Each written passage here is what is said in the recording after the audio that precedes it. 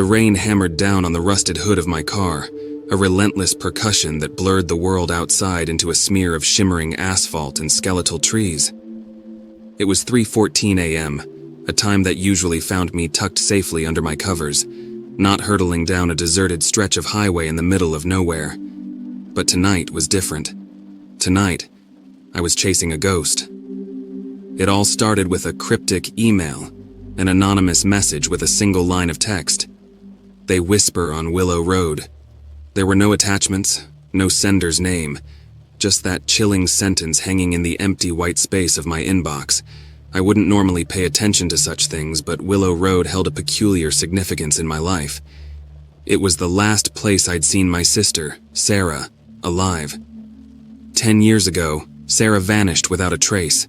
One minute she was leaving a late shift at the diner on Willow Road. The next, she was gone. The police investigation yielded nothing, leaving a gaping hole in our lives.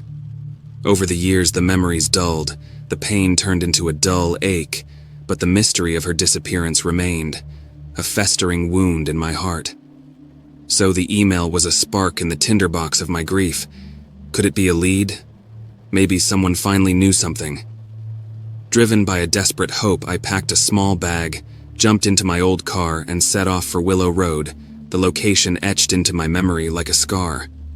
The highway was deserted, the only company the drumming rain and the occasional flash of distant lightning.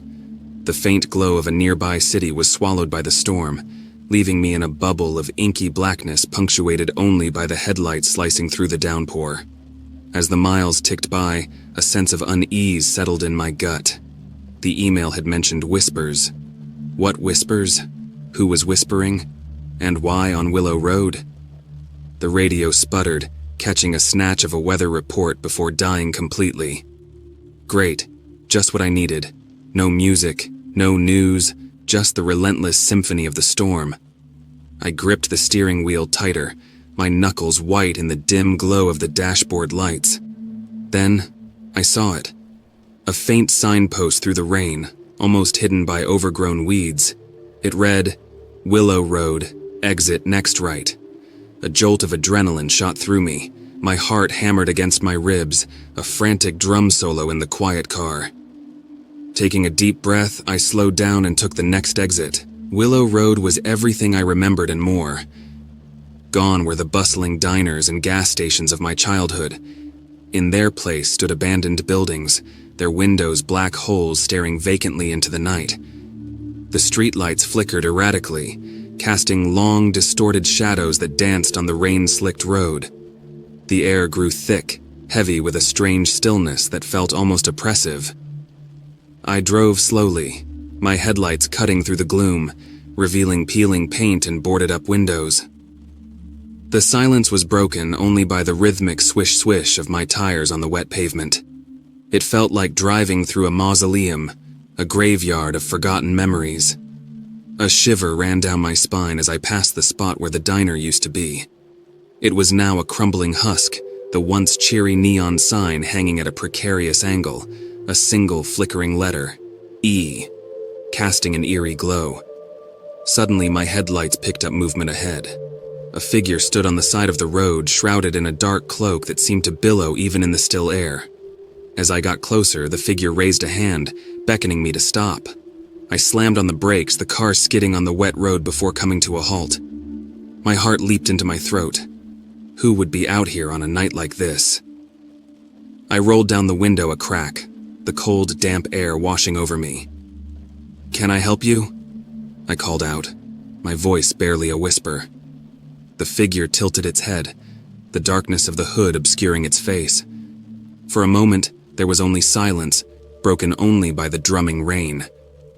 Then, a voice dry and raspy whispered back, "Are you looking for them?" The blood drained from my face, my breath hitched in my throat. "Who?"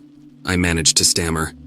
The figure took a step closer, the streetlight briefly illuminating a skeletal hand reaching out from the darkness.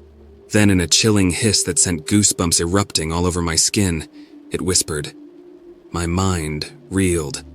"Those who whisper," I croaked, my voice barely audible over the pounding of my heart. The figure remained silent, its gaze fixed on me like a predator stalking its prey. The silence stretched, thick and suffocating, until a flash of lightning illuminated the street, briefly revealing a grotesque, skeletal face beneath the hood. A scream tore from my throat, a raw, primal sound that echoed through the deserted street. Before I could react, the figure lunged, its long, bony fingers reaching for me through the open window. With a surge of adrenaline, I slammed the car into reverse, screeching back down the rain-slicked road. The figure shrieked in frustration, its voice a cacophony of scratching bones and chilling moans. I didn't dare look back, focusing on the road ahead, weaving through potholes and dodging crumbling debris.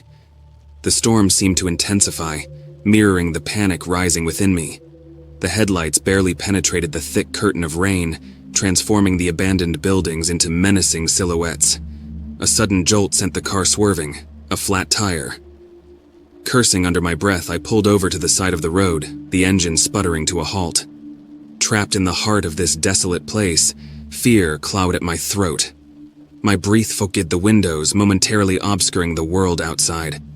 As I fumbled in the glove compartment for my flashlight, a faint sound caught my ear, the same whispering I'd heard in the email, but this time close, right outside the car. Panic swelled within me. I grabbed the flashlight and snapped it on, the feeble beam cutting a narrow cone of light into the darkness. There, at the edge of the light, stood a cluster of figures shrouded in dark cloaks, their faces hidden beneath the hoods. Their whispers grew louder, a chilling chorus that sent shivers down my spine. Lost. One of them. Their voices rasped, scratching at the edges of my sanity. My mind raced, searching for an escape.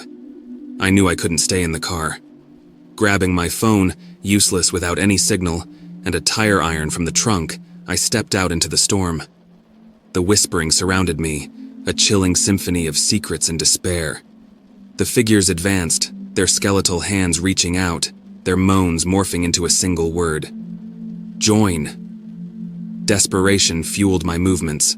I ran towards the abandoned buildings, the whisperers close behind. My lungs burned, my legs ached, but I couldn't stop. I took refuge in a crumbling doorway, the rusty hinges groaning in protest. Clutching the tire iron, I held my breath, listening. The whispers grew louder, swirling around the doorway like a malevolent fog. Then, a cold hand clamped onto my shoulder. I screamed, twisting around and swinging the tire iron with all my might. The metal connected with a sickening thud, a shriek replacing the whispers for a moment.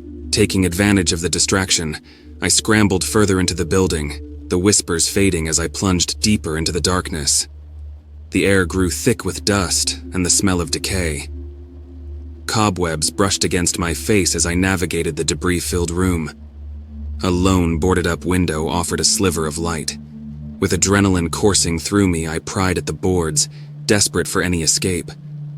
Finally, the rotten wood gave way, revealing a gaping hole. Without hesitation, I squeezed through the opening, landing hard on the muddy ground on the other side. Gasping for breath, I scrambled to my feet and began to run, the storm and the whispers forming a terrifying symphony behind me. I ran blindly through the woods, branches tearing at my clothes, the rain stinging my eyes. My lungs burned, my legs threatened to give out, but the thought of the whispers spurred me on. After what felt like an eternity, I stumbled upon a dirt road. A single hope flickered in my chest. Maybe there'd be a car, someone who could help. Just then, headlights pierced the darkness, growing closer. A wave of relief washed over me as I stumbled into the road, waving my arms frantically. The car screeched to a halt, throwing up a spray of mud. Through the rain-streaked windshield, I saw a young woman, her eyes wide with surprise. "Help me," I gasped, collapsing onto the hood of her car. "They're after me." The woman stared at me, confusion etched on her face. Before I could explain further, a new sound filled the air. A chorus of chilling moans, growing louder as the figures surged out of the woods at the edge of the road. The woman reacted instantly, slamming her car into gear and swerving around me. "Get in!" she yelled, panic in her voice. Scrambling onto the passenger seat, I slammed the door shut just as the whispers reached a fever pitch. The woman floored the accelerator, tires spinning as we peeled away from the figures. They chased us for a terrifying few moments, their skeletal forms flickering in the headlights, before falling back into the darkness. As we sped down the deserted road, the woman turned towards me, her face pale in the moonlight that had finally broken through the storm clouds. "Who were those things?" she asked, her voice trembling slightly. I took a shuddering breath, trying to piece together the horrifying events of the night. I don't know," I stammered. "But the email? It said they whisper on Willow Road." The woman's eyes widened. "The email? You got the email too?" Confusion clouded my mind. "Wait, you got it too? What does that mean?" She shook her head, her brow furrowed in thought. "I don't know, but my grandmother used to talk about whispers, about restless spirits trapped on this road searching for something, or someone." A horrifying realization dawned on me. "Sarah," I whispered, my voice barely audible. "My sister. She vanished on Willow Road." The woman's gaze met mine, a sudden understanding flashing in her eyes. "Maybe," she said softly, "those whispers weren't meant for you. Maybe they were meant for someone else." We drove on in a tense silence, the rain having subsided to a gentle drizzle. The sun peeked over the horizon, painting the sky with streaks of pink and orange. As the first rays of light bathed the landscape, a strange sense of calm settled over me. The whispers were gone, replaced by the chirping of birds and the distant hum of traffic. We reached a small town, and the woman pulled over outside a diner. "I can't take you any further," she said, "but there's a sheriff's office here. They can help you."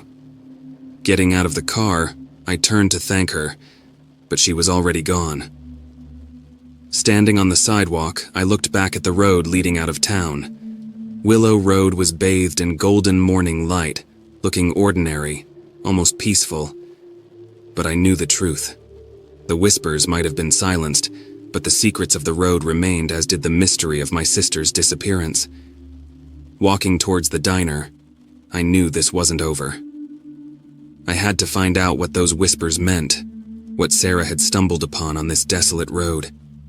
The journey ahead would be long and arduous, but for the first time in 10 years, I had a glimmer of hope.